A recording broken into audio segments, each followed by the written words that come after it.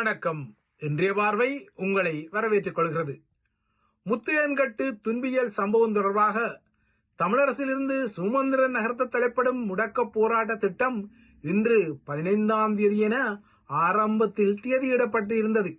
எனினும் இந்த போராட்டம் பின்னர் எதிர்வரும் 18ஆம் தேதிக்கு மாற்றப்பட்ட விடயம் நீங்கள் அறிந்த விடயம். ஆயினும் இந்த விடயத்தில் ஸ்ரீலங்கா அரசாங்கம் இன்னமும் அப்டேட் ஆகவில்லை என்பது நேற்று தெரிந்தது.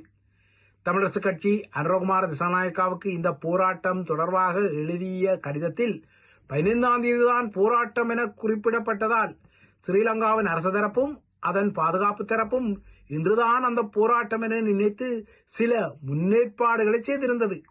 இதற்கு ஆதாரமாக நேற்று மட்டக்களப்பு மாவட்ட அபிவிருத்தி குழு கூட்டத்தில் கலந்து கொண்ட ஸ்ரீலங்காவின் பொதுமக்கள் பாதுகாப்பு பிரதி அமைச்சர் ஆனந்த விஜயபால கூட இன்றைய போராட்டம் தேவையற்ற போராட்டம் என அங்கு வைத்து கருத்து தெரிவித்தமை குறிப்பிடத்தக்க ஒரு விடயம்.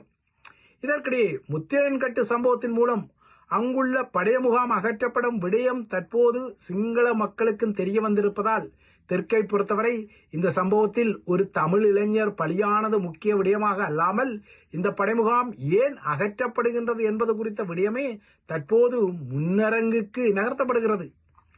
விரைவில் மூடப்படுவதாக அறிவிக்கப்பட்ட அந்த முகாமிலிருந்து தகரம் மற்றும் இரும்பு பொருட்களை எடுத்துக்க சென்றவர்களில் ஒருவர்தான் முத்தையன்கட்டு குளத்தில் மூழ்கி மரணித்திருந்தார்.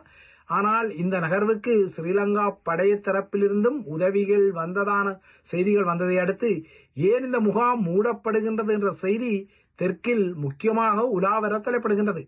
இதனால் இப்போது இந்த விடயத்தில் ஏகேடிஆர் ஒரு அவசரமான தலையீட்டை செய்திருக்கின்றார்.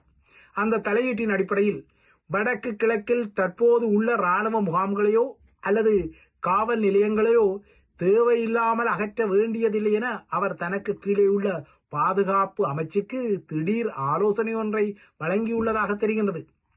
ஏகேடிஆர் ஏன் இப்போது இந்த நிலைப்பாட்டை எடுத்தார் என்பது ஒரு கேள்விக்குரிய விடயமாயினும் அதற்கு சில மடைமாற்ற காரணங்கள் இருக்கத்தான் செய்கின்றன.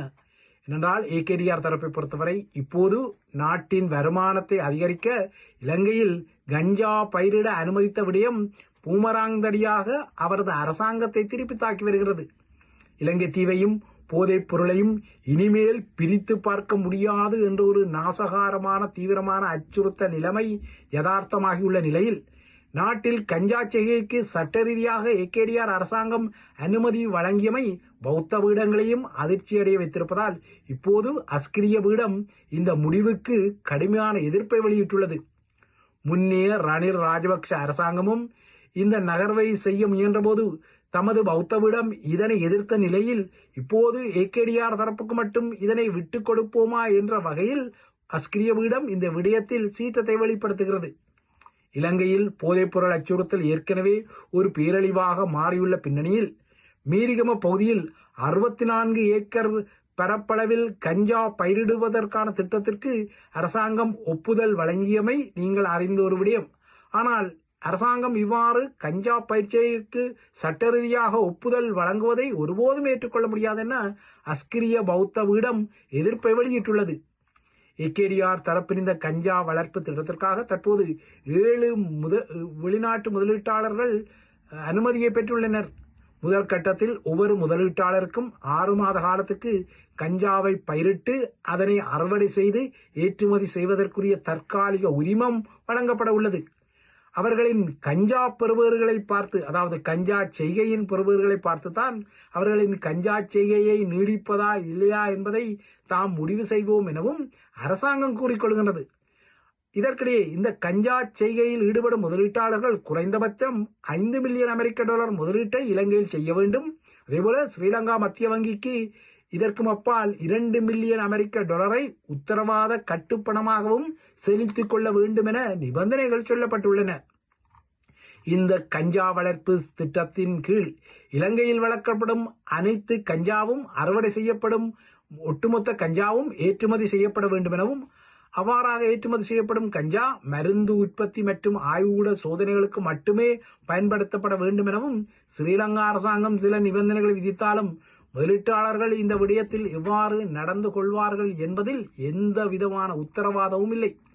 கடந்த சில மாதங்களுக்கு முன்னர் பாதாள உலக குழுவுடன் ஸ்ரீலங்காவின் காவல்துறை மாதிபரே தொடர்புபட்ட விடயமும் ஸ்ரீலங்கா குற்றப்புலனாய்வுக்கு தெரியாமல் இல்லை என்றால் தெரிந்து அவர் சில வாரங்களாக நாட்டில் பதுங்கியிருந்த விடயமும் பின்னர் அவரே காவல்துறையில் சரணடைந்து பின்னர் அதன் மூலமாக தடுப்பு காவலில் வைக்கப்பட்டு இப்போது அவர் அந்த பதவியிலிருந்து கடாசப்பட்டு புதிய ஒருவர் ஸ்ரீலங்காவுக்கு காவல்துறை மாதிபராக கிட்டியிருந்தாலும் கூட நாட்டின் காவல்துறை மாதிபரே பாதாள உலகத்துடன் தொடர்புள்ள ஒரு யதார்த்த நிலவு நாட்டில், அதாவது இலங்கை தீவில் காசை கொடுத்து எதனையும் செய்து கொள்ளலாம் என்கின்ற கசப்பான நிலை உள்ள பின்னணியில் நெல்லுக்கு இறைத்த நீர் புல்லுக்கும் ஆங்கே பொசியுமாம் என்பது போல இலங்கையில் வளர்க்கப்படும் அனைத்து கஞ்சாவும், அறுவடை செய்யப்படும் அனைத்து கஞ்சாவும் உள்ளூருக்கு ஒரு துளியும் கசியாமல் ஏற்றுமதிதான் செய்யப்படும் என்பதற்கு யார் உத்தரவாதத்தை வழங்கக்கூடும்? ஏனென்றால் வேலியே பயிரை மேய்வது போல ஸ்ரீலங்கா காவல்துறையில் உள்ளவர்களே பாதாள உலக குழுவுடன் தொடர்புடையதை ஸ்ரீலங்கா அரசாங்கமே சொல்லுகிறது. என்றால் புதிதாக பதவியேற்ற காவல்துறை மாதிபர் கூட பாதாள உலகத்திற்கும் அரசியல்வாதிகளுக்கும் இடையில் உள்ள தொடர்பை நேற்று அம்பலப்படுத்தி இருக்கின்றார். அவ்வாறாயின் இவ்வாறான அரசியல் தொடர்புள்ள பாதாள உலக குழு இந்த கஞ்சா செய்கையிலும் ஊடுருவி ஏற்றுமதி செய்யப்படும் கஞ்சாவை உள்ளூருக்கு திசை திருப்பி கொள்ளாது என்பதற்கும் உத்தரவாதம் ஏதும் இல்லை என்பது ஒரு கசப்பான விடயம். பௌத்த மும்மணிகளின் ஆசி பெற்றதாக கருதப்படும் தீவில் பௌத்த தர்ம சக்கரத்தின் திசைவழியில் செல்வதாக அரசியல்வாதிகள் பெருமை கூறும் இலங்கை தீவில் கஞ்சா செய்கைக்கு அனுமதித்த விடயம் இப்போது ஏகேடிஆர் தரப்பையும் திருப்பி தாக்கிக் கொள்வதால் அந்த விடயத்தை திசை திருப்பும் வகையில் வடக்கு கிழக்கில் தற்போது உள்ள இராணுவ முகாம்களையோ அல்லது காவல் நிலையங்களையோ தேவையில்லாமல் அகற்றக்கூடாது என்ற ஒரு கட்டளையை ஏகேடிஆர் வழங்கியிருக்கக்கூடும். அதாவது கஞ்சா செய்கை மீதான உற்றுநோக்கலை மடை மாற்றத்திற்கு உள்ளாக்கும் வகையில் வழமை போலவே தமிழர் தாயகம் சார்ந்த இந்த தந்திரோபாயத்தை கொழும்பு அதிகார மையம் எடுத்திருக்கக்கூடும்.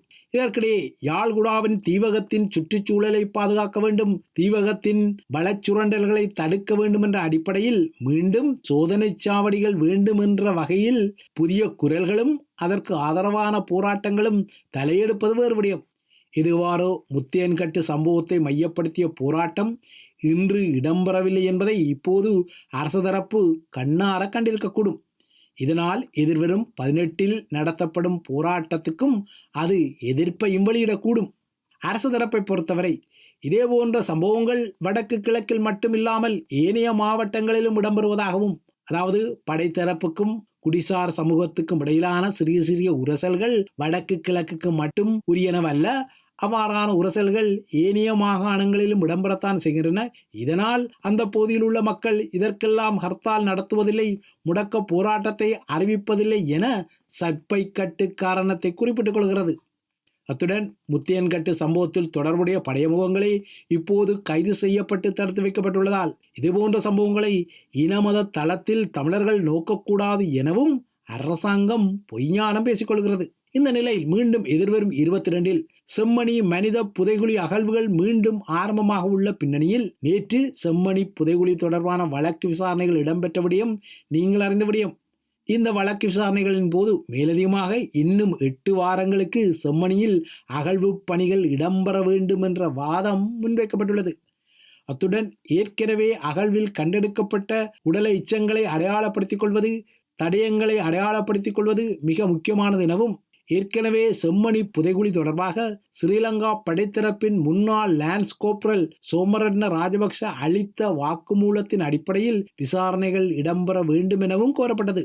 ஏனென்றால் முன்னாள் படைய முகமான லான்ஸ் கோப்ரல் சோமரட்ன ராஜபக்ச செம்மணியில் 300 முதல் 400 உடல்கள் மேலிடத்தின் உத்தரவில் புதைக்கப்பட்டதாக ஏற்கனவே பரபரப்பாக 90களின் இறுதியில் கூறியதால் இந்த அறிக்கையிடலை மையப்படுத்திய புதிய விசாரணைகள் தேவை எனவும், இப்போது இந்த விடயம் முன்னரங்குக்கு வருவதால் முன்னர் செம்மணி புதைகுழியுடன் தொடர்பட்டு இப்போது ஓய்வு பெற்ற படையமுகங்கள் இந்த சந்தர்ப்பத்தில் நாட்டை விட்டு வெளியேறலாம் என்பதால் அவ்வாறான வெளியேற்றத்தை தடுக்கும் நடவடிக்கை எடுக்குமாறும் நீதிமன்றத்தில் கோரப்பட்டுள்ளது.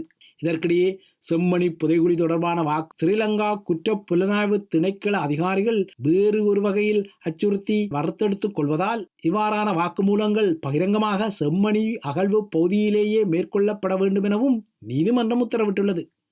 அத்துடன் செம்மணியில் கண்டெடுக்கப்பட்ட தடயப் பொருட்களை வெளிநாடுகளுக்கு ஆய்வுகளுக்கு அனுப்புவது தொடர்பாக ஆய்வுகளை செய்யுமாறும் ஸ்ரீலங்காவின் சட்ட வைத்திய அதிகாரிக்கு அது உத்தரவு ஒன்றை பிறப்பித்தது.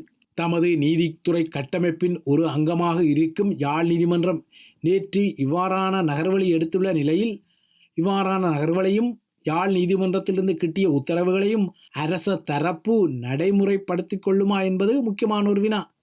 இதற்கிடையே அனைத்துலக குற்றவியல் நீதிமன்றத்தின் ரோம் சாசனத்தை ஏற்றுக்கொள்ளுமாறு ஐநா மனித உரிமை ஆணையாளர் வால்கர் டர்க் வேறு கொழும்பு அதிகார மையத்தை நோக்கி ஒரு வளையத்தை எறிவதால் அந்த வளையத்தையும் ஸ்ரீலங்கா அரசாங்கம் எவ்வாறு கையாளும் என்பது ஒரு விடயம்.